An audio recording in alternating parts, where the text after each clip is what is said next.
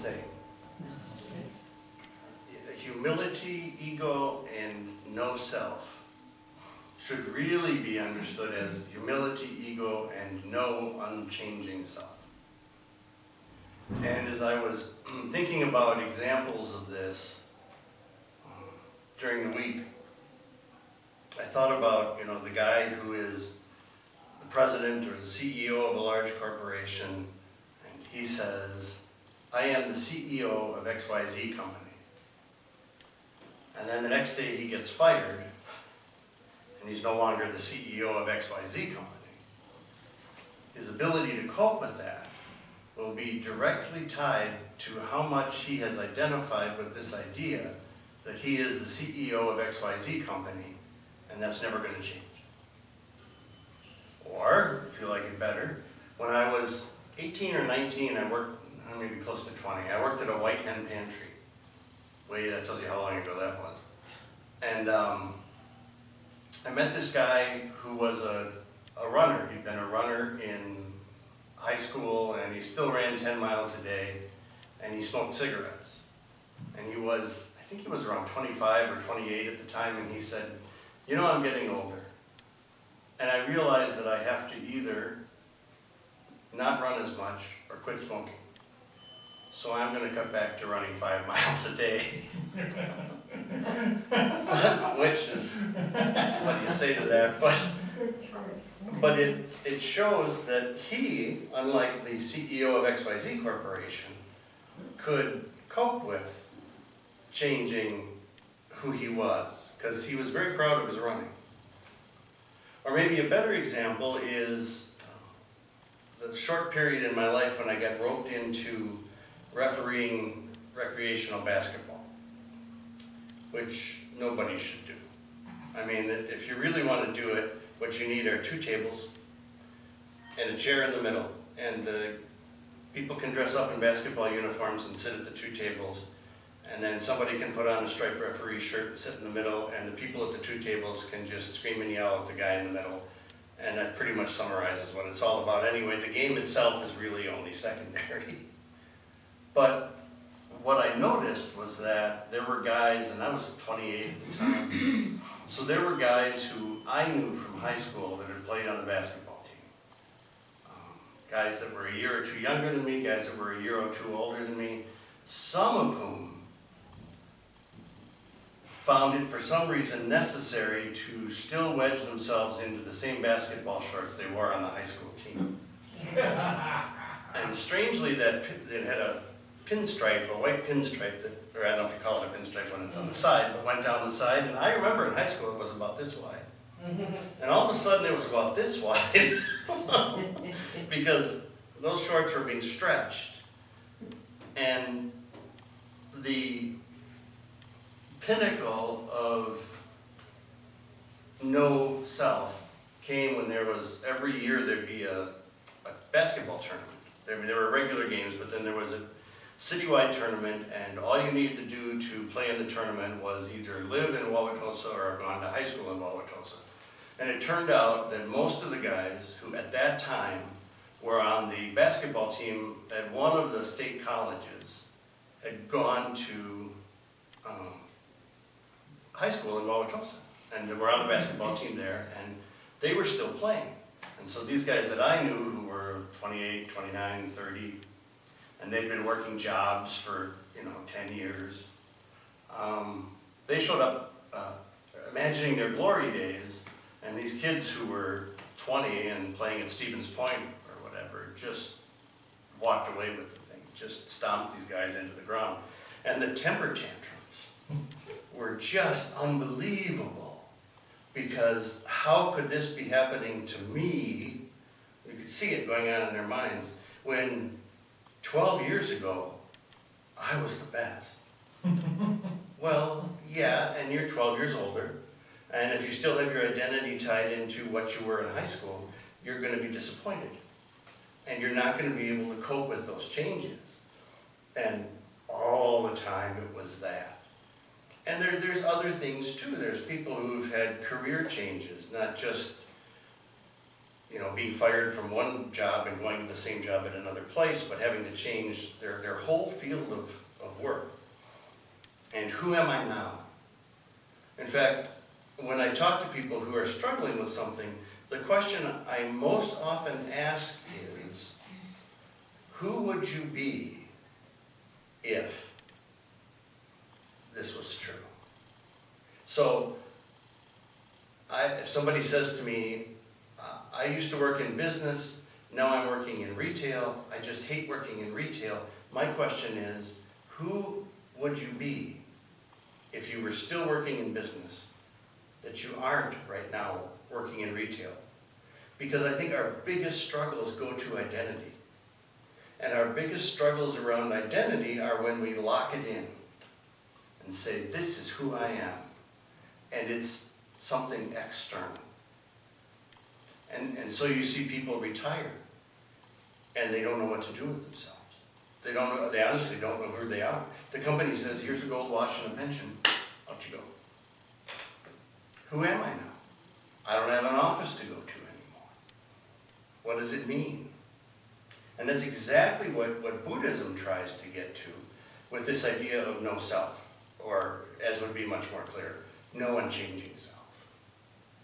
And ego, in the Eastern sense, is for this force that tries to build up that unchanging self. Where's my resume? How does my address look? How does my job seem to other people? And no matter how hard we try, especially today, that stuff changes all the time. Now, in my grandparents' generation, and they would be, in their teens now. Well, they're 100 and teens now. But you worked at the same place all your life. You probably bought a house and lived there all your life.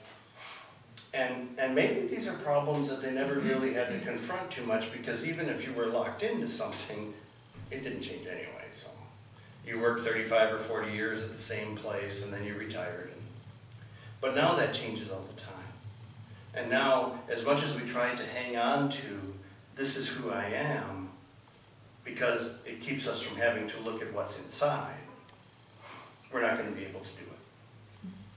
And when it goes away, now we have to think, can I really cope with what's really in there?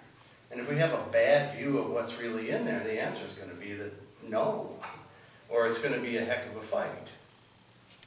Sometimes you see somebody who just, say, breaks their leg, and now they can't be as active. And the sitting still forces them to look inside, or they're sitting still so much that what's inside is sort of knocking on their awareness and saying, hey, here we are. And they can hardly wait to get back to work. I gotta get back there. Humility, which is usually the way this is parsed in Christian stories, comes to the fore, but it's the same kind of thing. It's like these legal experts that Jesus talked about, being able to establish the rules and do the right things in public so that their identity as a good and holy person was intact. And if something disturbed that, they became angry at it. And they'd try and knock it down. And Jesus was trying to knock their ego down, not strike into their idea of no unchanging self by saying, look at this person here who you value least of all. She understands it much better than you do. Why? Well, because if you're extremely poor and you don't have much, and what is to build that identity around? Not much. You don't have the posh address, the fancy clothes, the new car, the promotion at work. And so what you're left with is you. Now, I'm not endorsing taking on that kind of situation because it's good for you, because I don't think it is. But this poor woman didn't have all these external things to take her attention away, to distract herself from what was going on inside. And so she lived from her heart, and she gave from her heart. Whereas the legal experts, the scribes and the Pharisees, were much more concerned about image and believed that that was who they were. On a real practical level, the extent to which we spend our time trying to convince ourselves that we are okay, instead of realizing that everybody is okay by nature, and that even people who do some pretty horrific things, there's a difference between the things that we do and whether we have intrinsic value. I sometimes think that we all do stupid things, and some people's stupid things are just a lot more noticeable than other people's stupid things. And so some people get really called out for it and demeaned for it, while the rest of us, nobody really notices. It's when we get to that place where we can't see that it, in terms of being helpful, believing that what I do or where I live is who I am, is the same as believing that the mistakes I make, the stupid things that I sometimes do, is who I am. Neither are true, which is what Buddhism tries to get at with Buddha nature. And I think what we need to talk about on the Christian side of the equation is God nature. That we all have inherent within us divine qualities. And we lose sight of it. Life gets pretty hectic sometimes. Bad things happen. And we start to question that and doubt that. And the more we can get back in touch with that, the less we'll need all this other stuff to determine our value. The more we get in touch with that, the less it will bother us when other people offer their uninvited opinion of who we are or how we're doing. Because we're all in the same pot in a lot of ways. We're all running around, even those people who criticize us, looking for external ways to validate ourselves.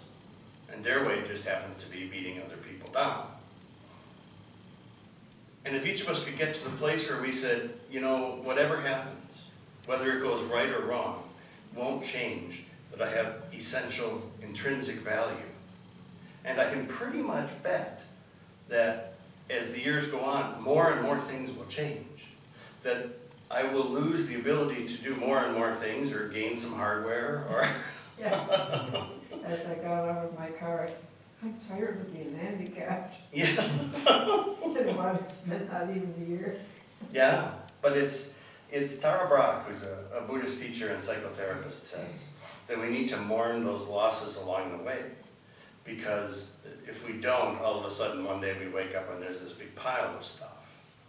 If the guys with the really wide pinstripes would have acknowledged and dealt with how it felt to be a little older and a little slower, they wouldn't have made fools of themselves at the city basketball tournament. And that's relatively benign. What do we do in front of our families? What do we do in front of our children? How do we teach our children to be okay with themselves?